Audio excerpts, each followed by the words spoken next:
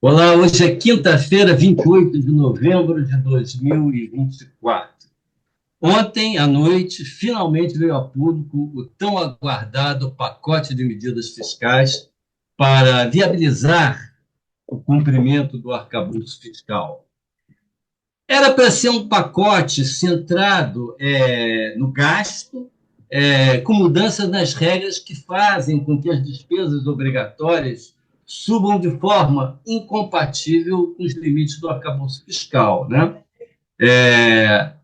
E também para alcançar as metas de déficit para 2025, déficit zero, e 2026, no superávit 0,25.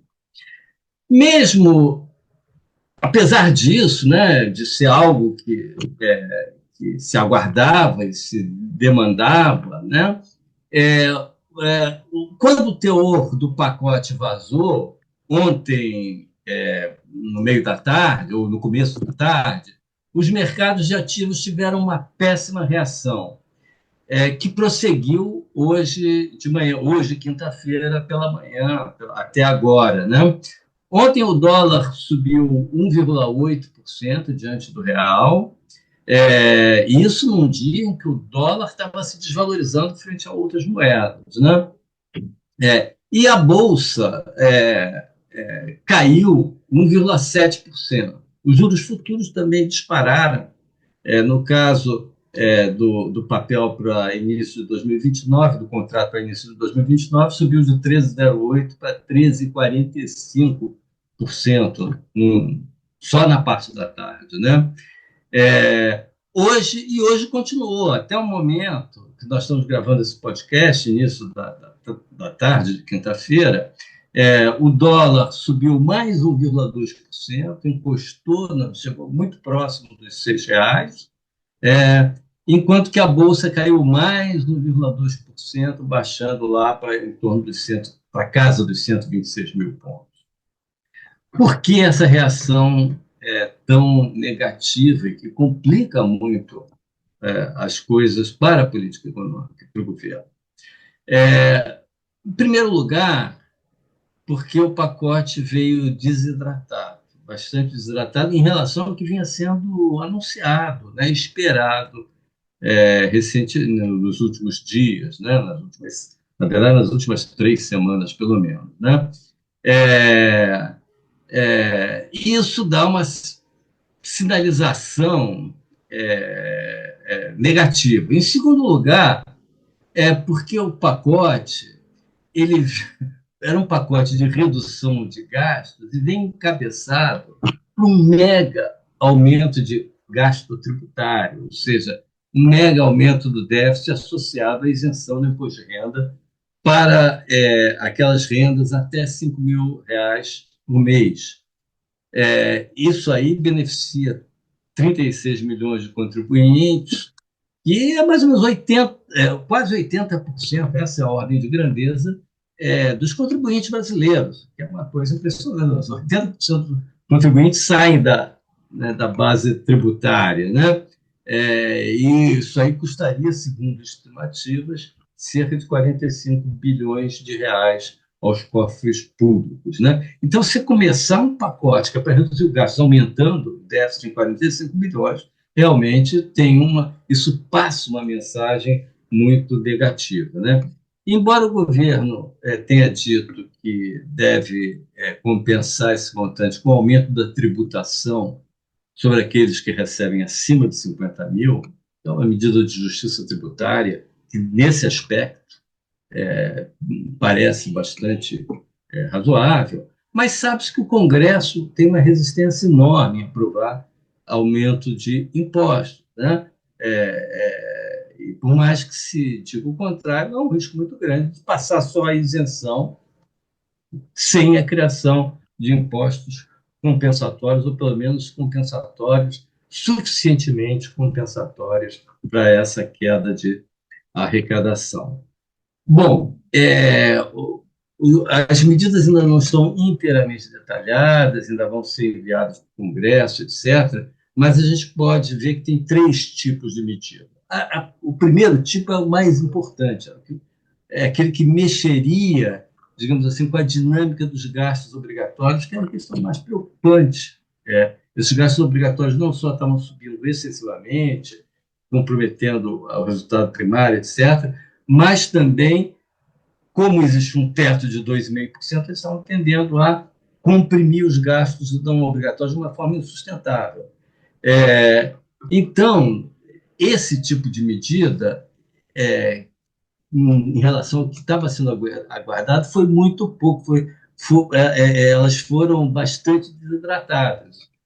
Em primeiro lugar, a medida que seria mais importante, que é a mudança na lei do salário mínimo, né? Foi anunciado, né, que o salário mínimo subiria no máximo 2,5% real para ser compatível com o arcabouço fiscal, mas na apresentação que o Ministério da Fazenda fez do pacote, está dito que está mantida a regra de crescimento pelo PIB, até o máximo de 2,5%. Então, não é que vai poder ser feito um ajuste ou um reajuste discricionário, dependendo do que a economia permite, etc., cada ano. Não, vai ser o crescimento do PIB até o limite de 2,5%. Se o PIB crescer 3, cresce 2,5%. Se o PIB crescer 2,5%, é 2,5%. Então, isso nos próximos, neste ano e no próximo, e em 2026 também não vai fazer muita diferença. Imagina, 2026 seria o crescimento desse ano, que deve ser acima de 3%. Então vai ser 2,5%. Se vigorar essa regra tal qual está na apresentação do Ministério da Fazenda.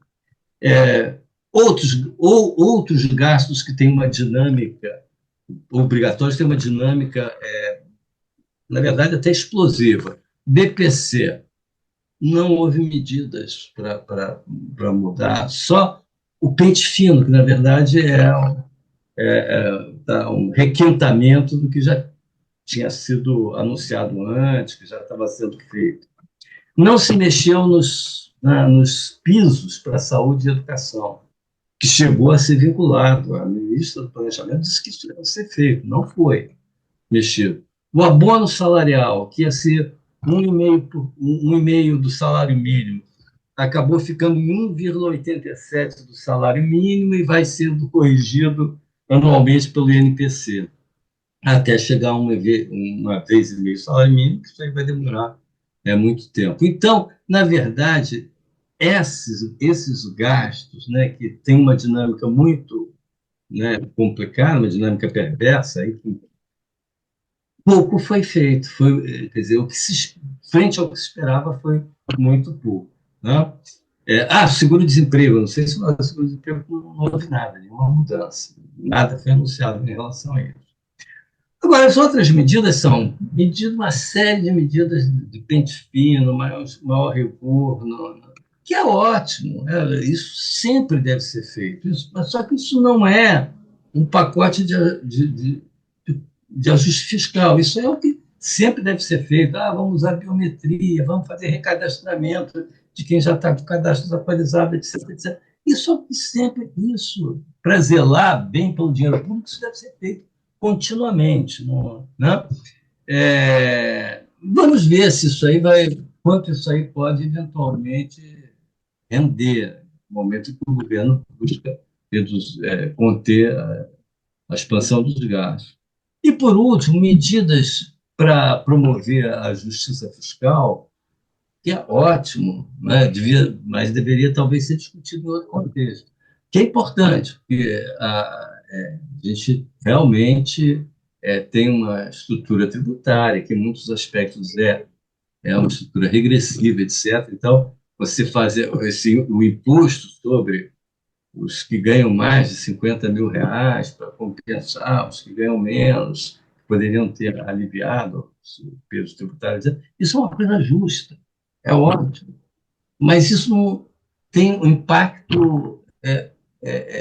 Isso provavelmente sequer vai acontecer.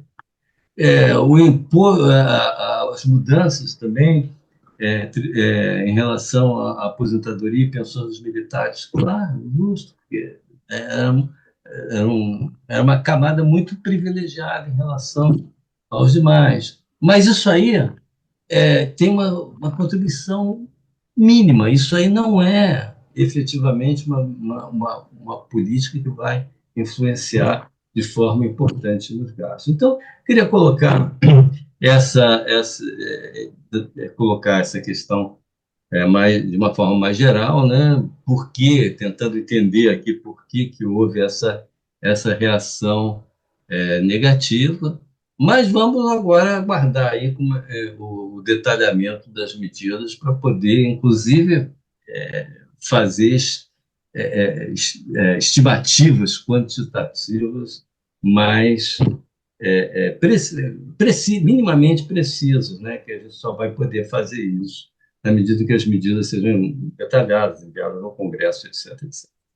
Mas então, essa é a minha impressão inicial. Eu passo aqui para a Margarida, depois para o Lixa, para eles também fazerem, apresentarem como eles viram esse, esse pacote Pacote. que foi anunciado. Margarida.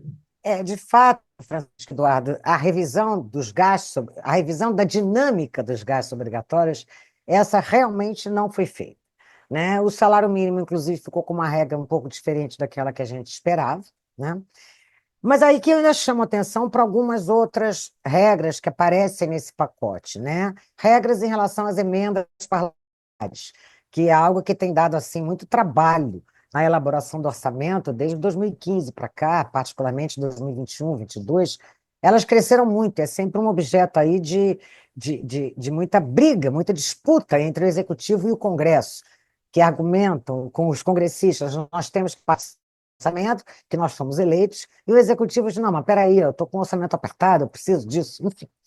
E aqui tem uma tentativa de equacionar um pouco isso, que eu acho que é um ponto positivo, né? Porque ela limita o crescimento das emendas impositivas ao arcabouço fiscal, que é algo que também começa a entrar dentro do arcabouço.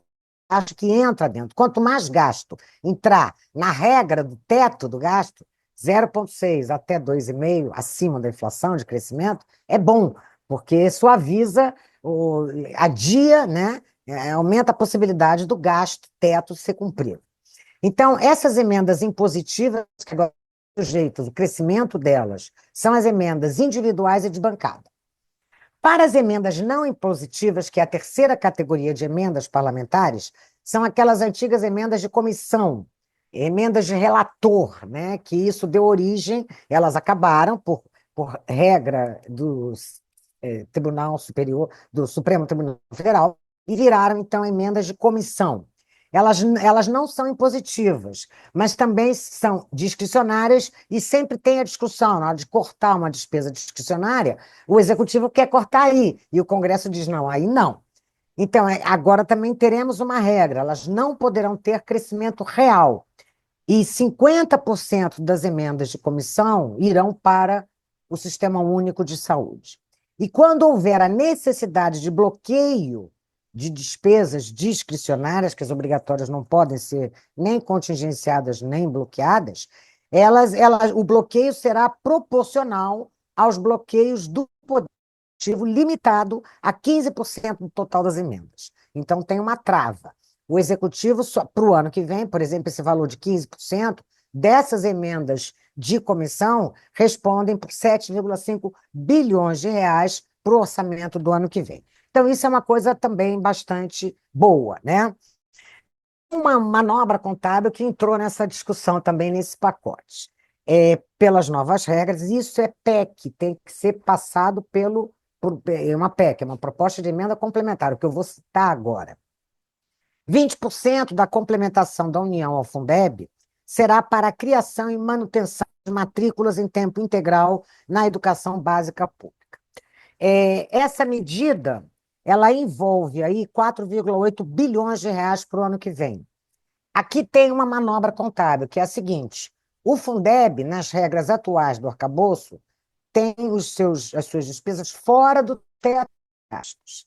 E com esta medida, se ela for aprovada por uma PEC, né, que eu imagino que seja, o Fundeb pode, então, garantir aqueles gastos mínimos com educação, que são gastos constitucionais.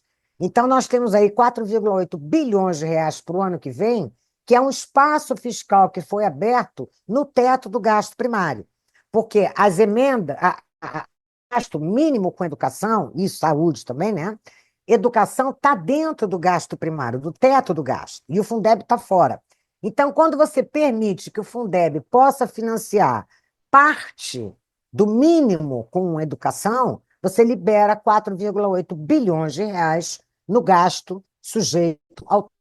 Tá? Então, isso não gostei. Eu não acho bom, porque quanto mais despesa fora do teto, é pior pela transparência, pela credibilidade, por todas essas questões que a gente já vem colocando há tanto tempo. E uma coisa que chama atenção é que o impacto para 2025 desse pacote fiscal é de 30,6 bilhões de reais. Para o ano que vem, 41,3, totalizando os 70 bi que está todo mundo falando. Agora, para o ano que vem, o grosso desses 30 bi de corte de gastos, vamos dizer assim, vem do Fundeb, 4,8 bi, só daí.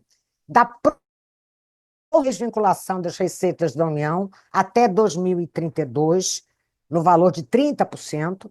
Isso, a economia que se pretende aí é 3,6 bi, ou seja, é gasto vinculado à receita que não precisa ser gasto naquilo.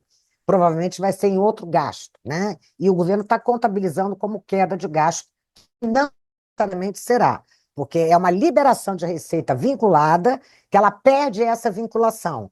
O governo pode usar onde quiser, então não necessariamente é queda de gastos, chamando atenção. Então, aí, só essas duas despesas já são as mais importantes nessa queda esperada de 30 bi. Fora isso, as emendas parlamentares. Então, 4,8 bi do Fundeb, 3,6 bi da DRU e 6,7 bi das emendas parlamentares é o que sustenta a queda de 30,6 no gasto. O resto é muito pequenininho. O salário mínimo, essa nova regra do salário mínimo, ela vai economizar ano que vem 2,2 bilhões de reais. O pente fino do Bolsa Família e do BPC, né, e incluindo aí a biometria, são 5 bilhões de reais, é muito pouco, né?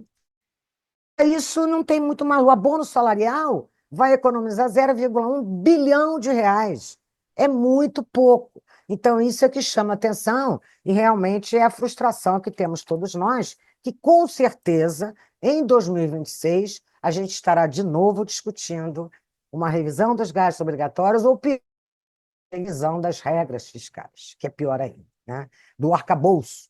Tomara que a gente consiga um ano de eleição, a gente sabe que isso é praticamente impossível em ano de eleição, ninguém quer tocar nessa discussão, nesse tema que é tão espinhoso, mas a gente vai estar aí de novo com o encontro marcado com essa discussão de gastos obrigatórios. Então, era isso que eu queria colocar. Vamos aguardar também o detalhamento, porque grande parte das medidas precisa de PEC, e a outra parte de projeto de lei, né? Salário mínimo é projeto de lei, pente fino do Bolsa Família, não entendi, é projeto de lei, a reforma dos militares é projeto de lei, e o resto é PEC. Abono salarial é PEC, Fundeb é PEC, DRU é PEC, subsídios e subvenções também passa por PEC, e aí a aprovação também é mais complicada. E a reforma do imposto de renda também, mas ela não está contemplada como uma medida de redução de gasto, porque ela vai ser, em princípio, compensada por um aumento da taxação para os super ricos, né? Lixa, passo para você a palavra. Obrigado, Margarida. Não, eu gostaria, já que vocês já fizeram uma boa resenha, não, uma apresentação das medidas, interpretar um pouquinho, não, o que o mercado achou, tá? De fato, Margarida agora já falou que basicamente, Francisco Eduardo também, que o arcabouço acabou frustrando as expectativas de que a gente teria alguma mudança estrutural, não? Que tratasse a expansão ou a dinâmica de longo prazo dos gastos públicos, tá? Basicamente, a visão que tem no mercado de que essa mudança estrutural vai acontecer só no próximo governo. Então, a gente deve esperar até 2027 para ter uma nova discussão, não sobre essas medidas, não sobre medidas pontuais ou ajustes circunstanciais de alguns gastos, mas um debate mais sobre dinâmicas mais permanentes ou estruturais dos gastos públicos, tá? Uma pergunta que o mercado se faz é se o pacote, este pacote anunciado ontem, consegue comprar 2 anos de espera, ou seja, consegue esperar 2 anos, 2025 e 2026.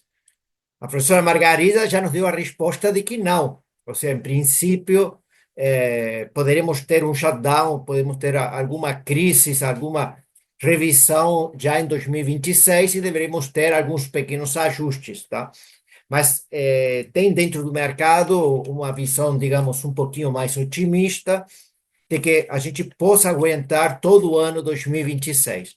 De qualquer forma, está claro que as condições financeiras para este final, para estes 2 últimos anos do governo Lula, vão ser muito mais de estresse ou de pressão financeira do que a gente esperava, tá? Ou seja, o dólar que Francisco Eduardo colocou, que já está no patamar de eh, US$ 6, R$ 6 por dólar. O Ibovespa, que caiu para um patamar de 126 mil pontos. Taxas de juros, Francisco Eduardo citou a taxa de 2029, mas se a gente vê a de 2026 ou 2025, já está em quase 14% ao ano. Então, vamos ter juros de 14%, câmbio a 6%, Ibovespa abaixo de 130 mil pontos. Ou seja, condições financeiras muito mais apertadas do que a gente tinha, que, como a gente sabe, afetam a dinâmica do nível de atividade. Tá? Então, isso também devemos ter alguma ajustes nas perspectivas que a gente pode ter para o ano 2025 e 2026, nestas novas condições financeiras, tá?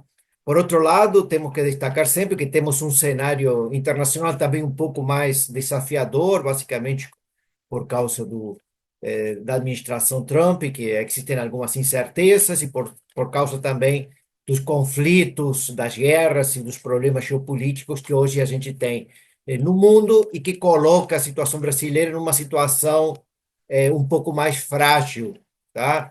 Em caso de que existam choques maiores, tá? Então, a gente tem essa perspectiva de uma economia um pouco mais, não, em uma situação um pouco mais frágil e situação em condições financeiras mais estressadas, não? Não? Bom, nós hoje fizemos essa avaliação aqui mais em cima do laço, né? Uma primeira impressão aí sobre o pacote fiscal, e a reação dos mercados, né, a esse pacote. Mas no futuro nós voltaremos a esse tema na medida em que ele ficar mais claro, mais concretizado, né, em medidas que mostrem, que nos permitam estimar a sua dimensão, né? Ficamos então por aqui e até a próxima quinta-feira com mais um podcast do Grupo de Conjuntura. Até lá.